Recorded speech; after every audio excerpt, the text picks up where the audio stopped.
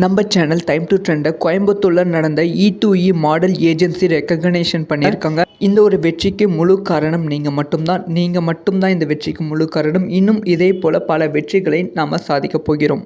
Finally விடாமுயற்சி release தேதியை Lyca நிறுவனம் லாக் பண்ணிவிட்டது.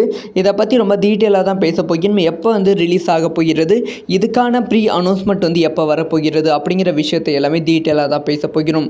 அதாவது கங்குவா திரைப்படம் பொங்கலுக்கு இல்லாமல் தள்ளி போய்விட்டது. ஸோ என்னைக்கு ரிலீஸ் ஆகும் அப்படிங்கிற குழப்பம் நிறையவே இருக்குது. இதுக்கு நடுவில் தான் குட் பேட் அக்லி திரைப்படத்தோட ரிலீஸ் டேட்டை அஃபிஷியலாக அனௌன்ஸ் பண்ணி பயத்தை ரசிகர்கள் மத்தியில் உருவாக்கி விட்டார்கள். இப்போ படத்தோட அடுத்த அப்டேட், அதாவது படத்தோட ரிலீஸ் டேட். ஸோ இப்போ ஜனவரி 23ஆம் தேதி படத்தை ரிலீஸ் பண்ண படக்குழு பிளான் பண்ணியிருக்காங்க. இப்போ லைக்கா நிறுவனம் சைடில் இருந்து அது கன்ஃபார்ம் ஆகியிருக்கு. அது மட்டும் இல்லாமல் இந்த ஒரு அப்டேட் மட்டும் இல்லாமல் இதுக்கான ப்ரீ அனௌன்ஸ்மெண்ட் டேட்டும் கன்ஃபார்ம் பண்ணியிருக்காங்க அப்படிங்கிற செய்தி கிடைத்திருக்கு. பொதுவாக நம்ம லைக்கா நிறுவனத்தை பற்றி நம்ம எல்லாத்துக்குமே தெரியும். அந்த வியாழன் வெள்ளிக்கிழமை சென்டிமெண்ட் ஃபாலோ பண்ணுவாங்க.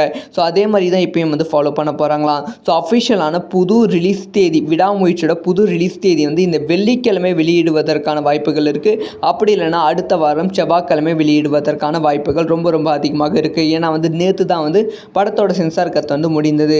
ஸோ அதனால் நம்ம அடுத்தடுத்த அப்டேட் பார்க்க போகிறோம், செமையாக கொண்டாட போகிறோம். ஸோ இந்த ஒரு விஷயத்தை பற்றி உங்களோட ஒப்பீனியன் என்ன அப்படிங்கிற விஷயத்தை கமெண்ட்டில் லீவ் பண்ணுங்கள். ஸோ இந்த மாதிரி எல்லா நியூஸும் டக்கு தெரிஞ்சுக்கணும், சப்ஸ்கிரைப் பண்ணி சப்போர்ட் பண்ணுங்கள்.